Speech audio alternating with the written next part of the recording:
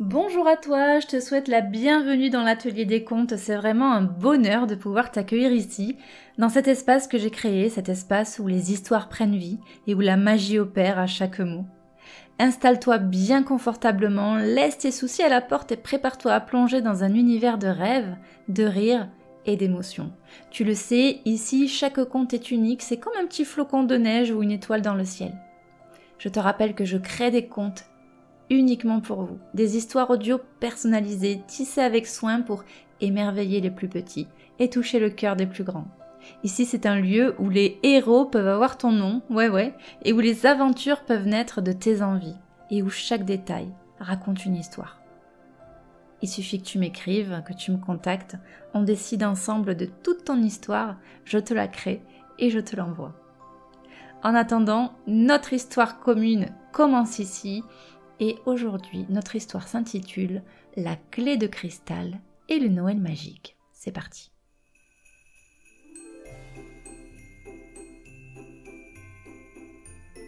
Dans un hôpital, niché sur une colline recouverte de neige scintillante, l'ambiance de Noël était palpable. Les couloirs, habituellement calmes, étaient décorés de guirlandes lumineuses et un immense sapin trônait dans la salle commune. Pourtant, malgré cette magie, Théo et Lou se sentaient un peu seuls. Théo, 8 ans, était dans une chambre au bout du couloir. Cela faisait déjà plusieurs semaines qu'il était hospitalisé à cause d'un bras fracturé. Il passait ses journées à dessiner des cartes au trésor et à rêver d'aventures en haute mer. Ce soir-là, il était allongé sur son lit, les yeux fixés sur le plafond, en écoutant la voix feutrée des infirmières. Lou, 7 ans, occupait une chambre 2 portes plus loin. Une infection respiratoire l'avait conduite ici, mais elle gardait son courage et passait son temps à observer les étoiles.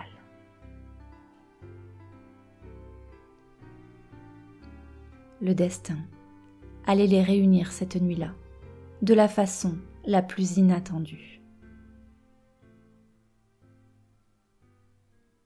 Ce soir-là, alors que tout l'hôpital semblait endormi, Lou, curieuse, décida de sortir de sa chambre. Une drôle de lumière clignotante s'échappait du bout du couloir. Sa curiosité la poussa à ouvrir discrètement la porte et à s'aventurer pieds nus dans le silence de la nuit. Elle marchait doucement tenant son précieux cahier de constellations contre elle. De son côté, Théo avait été réveillé par un bruit étrange. C'était comme un ding lointain, suivi d'un éclat de rire.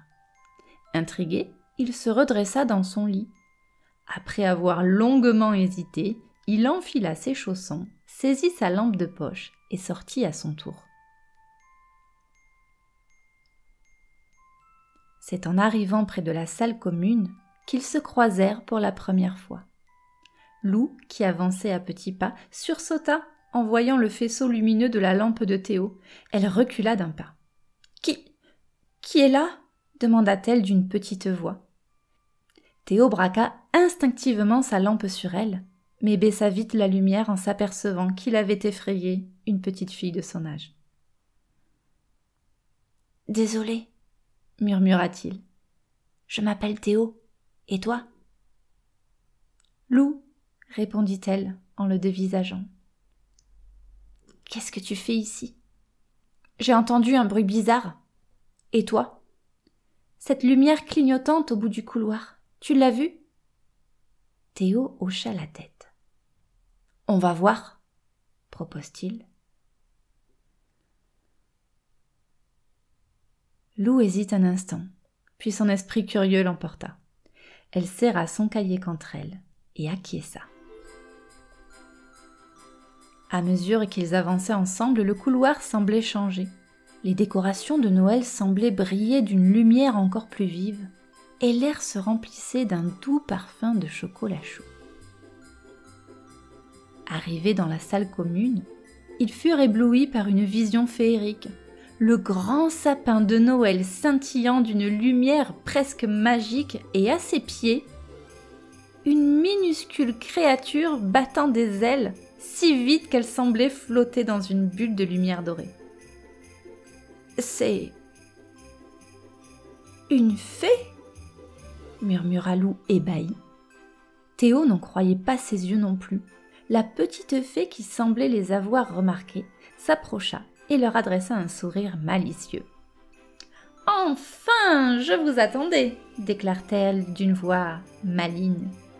Théo et Lou se regardèrent incrédules. « Qui êtes-vous » osa demander Lou.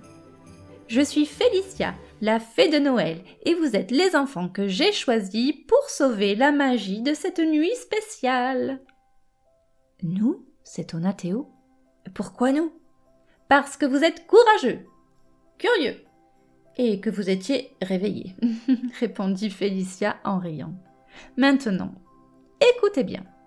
Quelque chose d'étrange se passe ici. L'hôpital est en train de devenir un royaume magique, mais si nous ne retrouvons pas la clé de cristal avant minuit, toute la magie disparaîtra. Et Noël aussi. » Les deux enfants échangèrent un regard hésitant. « Une quête ? Comme dans un livre ?» demanda Théo, soudain enthousiaste. « Exactement, répondit Félicia. Mais attention, il faudra travailler ensemble. » Lou, qui commençait à sentir une chaleur familiale dans l'idée de partager cette aventure, serra son cahier avec détermination. « D'accord.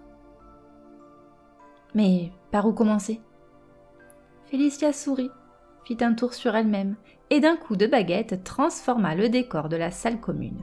Les murs disparaissaient pour révéler des couloirs remplis de bonbons et des portes menant à des univers enchanteurs. « La magie vous guidera et moi je ne serai jamais loin. Bonne chance !» Avec un éclat de lumière, la fée disparut, laissant derrière elle un chemin scintillant à suivre. Théo et Lou, à la fois excités et un peu nerveux, se lancèrent dans l'aventure.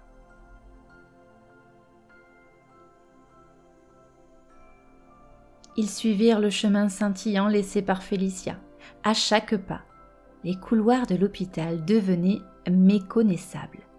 Les murs étaient recouverts de cannes en sucre d'orge. Les plafonds scintillaient comme un ciel étoilé, et le sol sous leurs pieds semblait moelleux comme du gâteau. La première porte qu'ils croisèrent portait une enseigne dorée où l'on pouvait lire en lettres dansantes « Salle des secrets sucrés ». « On entre ?» demanda Théo en posant une main sur la poignée. « Bien sûr !» répondit Lou, le cœur battant d'excitation. Ils poussèrent la porte et furent aussitôt envahis par une explosion de couleurs et de parfums. À l'intérieur, une pièce gigantesque présentait des pâtisseries enchantées, des gâteaux flottants, des bonbons de toute taille. Et au centre de la pièce, un lutin vêtu d'un tablier en chocolat. « Ha ! Mes petits explorateurs !» lança-t-il en tapant dans ses mains. « Bienvenue dans mon royaume de douceur, mais pour continuer votre quête, il faudra résoudre mon énigme. »« Une énigme ?» répéta Théo. Le lutin sortit un plateau sur lequel étaient posées 3 tartelettes. Une rouge, une verte et une bleue. Voici l'énigme. Une seule de ces tartelettes contient un indice pour trouver la clé de cristal. La rouge est trop épicée. La bleue est trop glacée.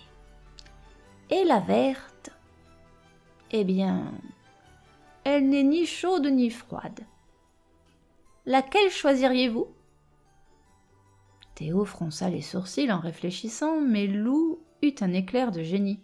« La verte, elle est neutre, donc ni chaude ni froide, » dit-elle. Le lutin éclata de rire. « Eh bien, bien joué, petite étoile, tu as trouvé la bonne réponse. » Il tapa dans ses mains et la tartelette verte s'ouvrit en libérant une volée de papillons lumineux. Les insectes enchantés dessinèrent dans les airs un chemin scintillant vers une autre porte. « Suivez-les !» leur dit le lutin. « Mais faites attention, les défis ne feront que se compliquer. » En suivant les papillons, Théo et Lou arrivèrent devant une porte marquée d'un flocon de neige. Lorsqu'ils entrèrent, ils furent saisis par le froid glacial. La pièce s'était transformée en une immense patinoire. Des stalactites pendaient au plafond et des flocons dansaient dans les airs. Au centre de la patinoire, un pingouin maladroit nommé Fripouille tentait de patiner avec des moufles aux pieds. « Salut !» s'écria-t-il en les voyant. « Vous êtes là pour la clé ?»« Oui !» répondit Lou. « Est-elle ici ?» Fripouille baissa la tête, gêné. « Eh bien, oui. Enfin, je crois que je l'ai avalée par accident pendant que je mangeais une glace. »« Quoi ?» s'exclama Théo. Fripouille se dandina embarrassé. « Mais pas de panique. Si vous arrivez à m'attraper sur la glace, je pourrai éternuer assez fort pour la recracher. » Les deux enfants se regardèrent. « Ok. C'est parti !» dit Théo avec un sourire audacieux. Ils s'élancèrent sur la glace, glissant et riant, tentant de rattraper le pingouin. Lou, plus légère, trouva rapidement son équilibre, tandis que Théo s'étalait une ou deux fois dans de grands éclats de rire. Fripouille, malgré sa maladresse, zigzaguait avec agilité pour leur échapper. Finalement, après une course rocambolesque, Lou parvint à attraper Fripouille par son écharpe. Le pingouin éternua si fort qu'un grand éclat de lumière jaillit et la clé de cristal apparut dans une boule de neige magique. « Bravo ! Bravo !» lance Fripouille en leur tendant la clé. « Prenez soin de Noël, les enfants !» Avec la clé de cristal en main, Théo et Lou retrouvèrent le chemin du sapin géant. La fée Félicia les attendait rayonnantes, en battant des ailes avec impatience. « Vous avez réussi !» dit-elle. Théo tendit la clé et Félicia la fit tourner au-dessus de sa tête. Une lumière éblouissante envahit la pièce et soudain, tout l'hôpital fut enveloppé d'une aura dorée. « Grâce à vous, le royaume magique est sauvé !» dit Félicia. « Et comme Noël est une fête de générosité, j'ai une surprise pour vous deux. » Elle agita sa baguette et deux cadeaux apparurent devant eux. Théo dévoile le sien et découvre un livre magique rempli d'histoires de pirates où les illustrations prennent vie. Lou, quant à elle, reçoit un télescope enchanté, capable de révéler des constellations invisibles. « Merci, Félicia !» dirent-ils en chœur. La fée leur sourit, puis agita une dernière fois sa baguette. Le monde magique disparut, et les enfants se retrouvèrent chacun dans leur chambre, leurs cadeaux dans leurs mains. Cette nuit-là, Théo et Lou s'endormirent avec un sourire aux lèvres, rêvant déjà de leur prochaine aventure. Le lendemain matin, alors que le soleil hivernal illuminait l'hôpital, Théo et Lou se croisèrent dans la salle commune. « Alors, c'était réel ?» demanda Théo. Lou sourit et lui montra son télescope. Complètement réel.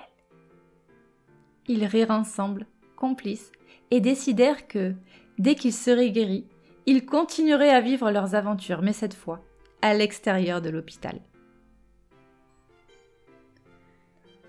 J'espère que ce conte vous a transporté, fait un peu rêver, et surtout apporté de la douceur. Si j'ai choisi de créer cette histoire, c'est parce que, enfant, j'ai moi-même passé beaucoup de temps dans les hôpitaux. Là-bas, entre les couloirs et les chambres, j'ai découvert la force des amitiés inattendues et la puissance des rêves pour illuminer les jours plus gris. Voilà, c'était ma façon aujourd'hui de rendre un peu de cette chaleur et des sourires, de l'espoir aussi. Alors, les petits héros, vous qui écoutez ces contes, sachez que vous êtes extraordinaires. Continuez à rêver, continuez à rire, à croire en la magie, parce qu'elle est toujours là prête à briller pour vous. à très bientôt pour de nouvelles aventures.